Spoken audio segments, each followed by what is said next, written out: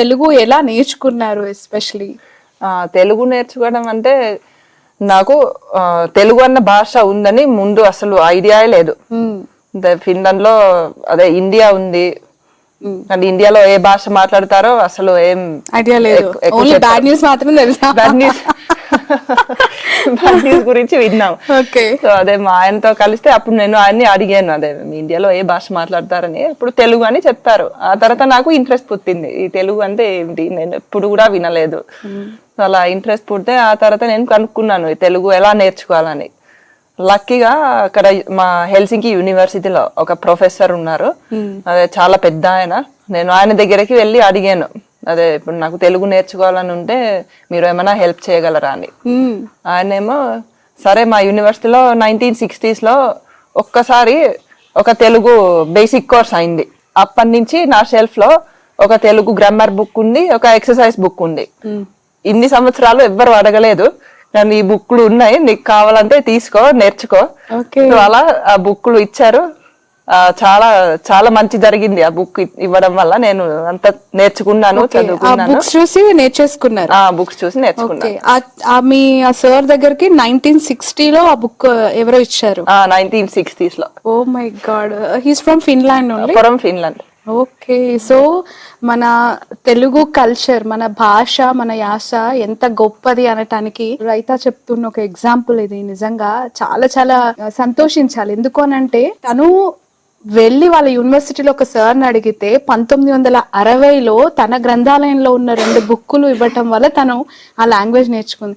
ఎవ్వరు కూడా తెలుగు గురించి ఉందని కానీ, నేర్చుకోవాలని కానీ, తెలుసుకోవాలని కానీ అనుకోలేదు. రైతా వెళ్ళి అడిగినప్పుడు ఆ సార్ ఇవ్వడం కూడా చాలా గ్రేట్ థింగ్. ఇంకొకటి, ఆ టీచర్ ఎంత గొప్పోడంటే ఆ భాషని చాలా భద్రంగా భద్రపరుచుకున్నారు. ఈ సేవ్ దట్, అంటే తన లైబ్రరీలో తన్ని సేవ్ చేసుకొని పెట్టుకోవడం కూడా గ్రేట్ థింగ్. సో ఆ బుక్ ని మొత్తం చదివేశారు అయితే? నేను మొత్తం చదివేశాను. ఓకే. సో ఆ తర్వాత మీకు అంటే reading is different and speaking is different కదా, మీకు మాట్లాడడం ఏమి ఇబ్బంది అనిపించలేదా? మాట్లాడడం నేర్చుకోవాలంటే కొంచెం ఇంకా కొన్ని సంవత్సరాలు పట్టింది. ఇప్పటికీ కూడా కొన్ని పదాలు ఇంకా మీకు రావట్లేదు. అదే మీరు నిజం చెప్తున్నారు. నాకు ఎలా అనిపిస్తుందంటే నాకు నేర్చుకోవాలని ఉంది, సరే ఇప్పుడు టైం లేదు. కానీ నేను ఏం చూసానంటే ఇక్కడ వాళ్ళు కూడా ఇంగ్లీష్ పదాలు ఎక్కువ వాడతారు. సో ఇప్పుడు నేను నేర్చుకోవాలంటే మా ఇంట్లో తెలుగు పేపర్లు చదవరు, అదే ఎక్కువ టీవీ కూడా చూడము. సో ఇంకా అదే ఎలా నేర్చుకోవాలో ఇంకా నాకు అర్థం కాలేదు, కానీ నేర్చుకోవాలి. టీవీ చూస్తే కొంచెం మీరు బెటర్ అవ్వచ్చు లాంగ్వేజ్ లో, ఎందుకంటే తెలుగు న్యూస్ ఛానల్స్ ఆల్మోస్ట్ తెలుగులోనే వార్తలు చెప్తారు. మీరు అనుకున్న బ్యాడ్ వార్తలు కాదు, గుడ్ వార్తలు ఇప్పుడు. So you can improve your skills కదా బై వాచింగ్ టీవీ. ఇంకా రీసెంట్ గా నాకు ఒక తెలుగు ట్యూటర్ కూడా పరిచయం అయ్యారు, చాలా మంచి ఆవిడ. సో ఆవిడ దగ్గర ఇంకా నేర్చుకుందామని ఐడియా ఉంది. ఓకే. సో తొందరలో అక్కడికి తొందరగా వెళ్ళిపోతాను. నెక్స్ట్ టైం మీరు ఇంటర్వ్యూకి వస్తే నేను ఇంకా బాగా మాట్లాడతారు. నిజంగా చాలా అద్భుతంగా అనిపిస్తుంది. ఎందుకంటే తను అన్నట్టు తెలుగు వాళ్ళం అయి ఉండి మార్నింగ్ లేస్తే నైట్ వరకు ఎన్నో ఇంగ్లీష్ పదాలు వాడుతూ, ఎన్నో సందర్భాల్లో ఇంగ్లీష్ లో కమ్యూనికేట్ చేస్తూ, ఉర్దూలో కమ్యూనికేట్ చేస్తూ, చార్మినార్ వెళ్తే ఉర్దూ మాట్లాడతాం, బంజారాహిల్స్ వస్తే ఇంగ్లీష్ మాట్లాడతాం. ఐటీ సెక్టార్ మొత్తం కూడా ఇంగ్లీష్ లాంగ్వేజ్ తోనే కంటిన్యూ అవుతుంది. బట్ ఇండియాలో, అది కూడా హైదరాబాద్ లో, మన తెలుగు రాష్ట్రాల్లో తెలుగు మాట్లాడే వాళ్ళ సంఖ్య చాలా తగ్గింది అనేది అందరూ గుర్తించాల్సిన విషయం ఇది. So raita, tell me about your journey, earlier marriage days ఎలా జరిగింది, ఏ ట్రెడిషన్స్ లో జరిగింది తెలుగు పద్ధతిలో? మాకు 3 పెళ్లిళ్ళు అయ్యాయి. ఒకటేమో అక్కడ యూకేలో ఉన్నప్పుడు మేము రిజిస్ట్రేషన్ చేయించుకున్నాము. అది జస్ట్ మామూలుగా మ్యాజిస్ట్రేట్ లో జరిగింది. ఆ తర్వాత మా ఫిన్లాండ్ పద్ధతి ప్రకారం చేసాము. ఆ తర్వాత ఇంకా ఇండియాకి వచ్చి ఇక్కడ పద్ధతి ప్రకారం తెలంగాణ పద్ధతిలో చేశారు. ఏ మ్యారేజ్ పద్ధతి బాగా నచ్చింది?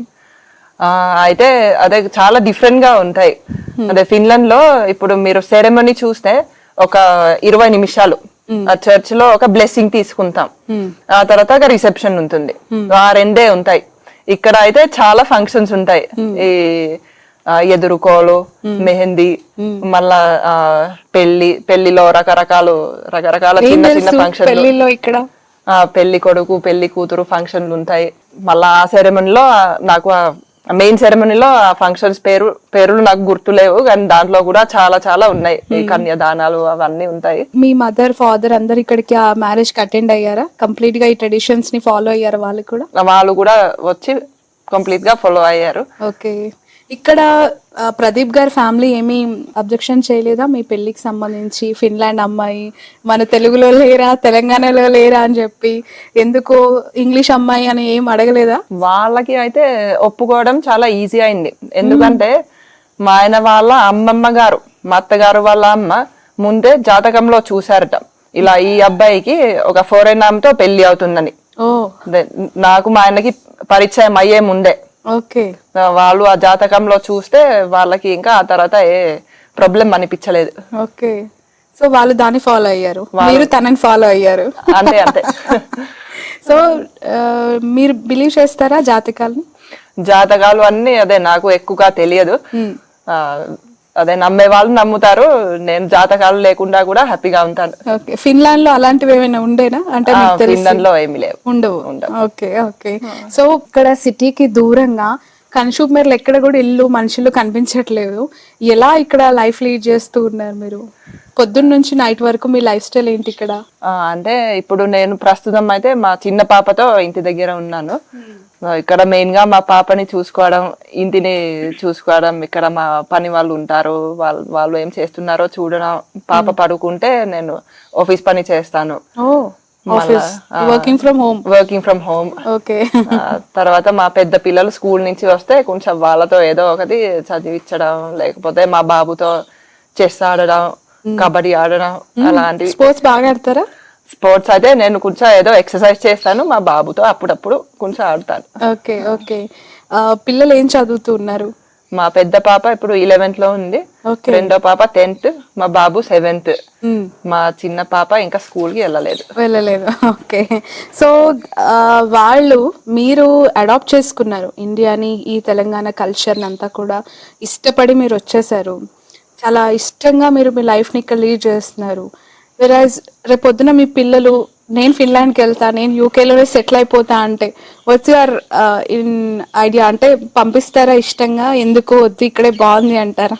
అదే వాళ్ళకి ఏది నచ్చితే వాళ్ళు అది చేయొచ్చు, మాకు అలా ఏమీ లేదు. అదే ఇంకా వాళ్ళ జీవితం వాళ్ళ ఇష్టం ఆ విషయంలో. మన హైదరాబాద్ కల్చర్ అంటే చాలా చాలా గ్రేటెస్ట్ కల్చర్, మీకు తెలుసు. అన్ని స్టేట్స్ వాళ్ళు ఇక్కడ ఉంటారు కదా హైదరాబాద్ లో. మీరు అబ్జర్వ్ చేశారా? గుజరాతీస్, లైక్ మహారాష్ట్రస్, అలాగే ఒరిస్సా నుంచి, కేరళ నుంచి, తమిళనాడు నుంచి చాలా మంది ఇక్కడ ఉంటూ ఉంటారు. సో ఈ మిక్స్డ్ ఆఫ్ కల్చర్ ని చూస్తే మీకు ఏమనిపించింది హైదరాబాద్ లో? నాకు ఏమనిపిస్తుంది అంటే, ఇప్పుడు ఇంతమంది వేరే వేరే స్టేట్స్ నుంచి వచ్చిన వాళ్ళు ఉంటే అందరూ కూడా కలిసి మెలిసి బాగుంటారు. మా యూరప్ అయితే అక్కడ వేరే దేశాల నుంచి వచ్చిన వాళ్ళని అంత ఫ్రెండ్లీగా చూడరు. అదే ఇంటిగ్రేషన్ కొంచెం అక్కడ కష్టంగా ఉంటుంది, గ్యాప్ ఉంటుంది. ఇక్కడ అయితే అందరూ అదే ఎక్కడి నుంచి వచ్చినా అందరూ అదే ఎవరు నువ్వు అక్కడి నుంచి వచ్చావు, నువ్వు అదే మన వాళ్ళు కాదు అలా అన్నారు. ఓకే. సో మీకు అది నచ్చింది? నాకు అది నచ్చింది. ఓకే. సో హైదరాబాద్ లో చాలా ఫెస్టివల్స్ గ్రాండ్ గా జరుగుతూ ఉంటాయి కదా, మీకు నచ్చిన ఫెస్టివల్స్ ఏమైనా ఉన్నాయి? ఏ బాగా సెలబ్రేట్ చేసుకుంటారు? నాకు అయితే దీపావళి. ఓకే. సో మీ ఇంట్లో దీపావళి, బట్ ఇక్కడ కాంబినేషన్ ఆఫ్ అంటే మిక్స్డ్ కల్చర్, బోనాలు, బతుకమ్మ, మీకు తెలుసా అవన్నీ కూడా? అవన్నీ కూడా తెలుసు. మా ఇంట్లో మేము అవి చెయ్యము, అదే ఆంధ్ర వాళ్ళు మా వాళ్ళు. ఓకే. ఇక్కడ ఊరిలో చేస్తారు. మా ఇంట్లో పని చేసే వాళ్ళు నన్ను కూడా పిలుస్తారు. ఓకే, వెళ్ళారు? అదే చూడ్డానికి వెళ్ళాను. ఓకే. ఎప్పుడైనా ఆడారా బతుకమ్మ? అది నేను ఆడలేదు.